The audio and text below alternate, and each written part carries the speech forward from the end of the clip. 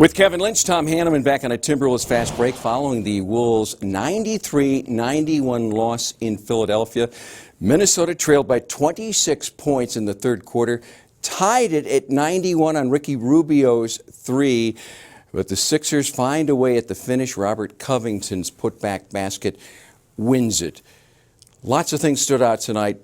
Who stood out for you? Well, I got to go with Gorgui Dieng early on in this ball game. You know, Minnesota, this is probably the least amount of energy they've come out in a first quarter. There's been a lot of really impressive first quarters, as we know, by Minnesota this year. No, they didn't win a lot of those games, but they came out with energy right off the bat. And it was tonight it was a different story, but Gorgui Dieng knocked in some mid-range jump shots early on to kind of get Minnesota's effort going because Wiggins had an off night. Levine didn't get going until later in the ball game, as well as KarlAnthony Towns. But Gorgui Dieng with 10 points and 9 rebounds, a couple blocks, I thought overall he played pretty well. Philadelphia shooting under 39% in this game.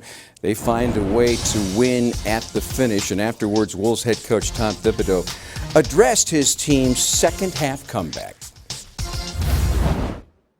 I thought it was our second unit that got us going. I thought when Chris went in, we got ball pressure and things started changing, you know, and then I thought Ricky got us going out of some pick and roll action where the ball was moving from one side to the other, and then Karl got going. And so, but I thought it was the group that really got it going.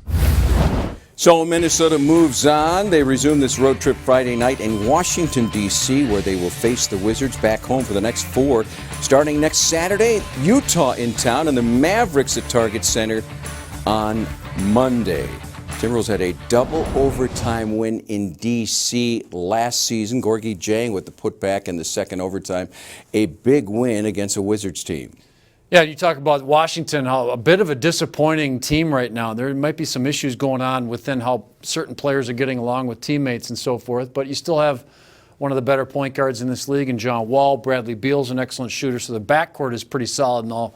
Whether those two guys get along well, that's a different issue, but Marcin Gortat is a very serviceable big guy as well, so Wolves got to be ready to go. Hope you'll join us Friday night at 5:30 for Wolves Live, ahead of the Timberwolves battle with the Wizards in Washington, D.C.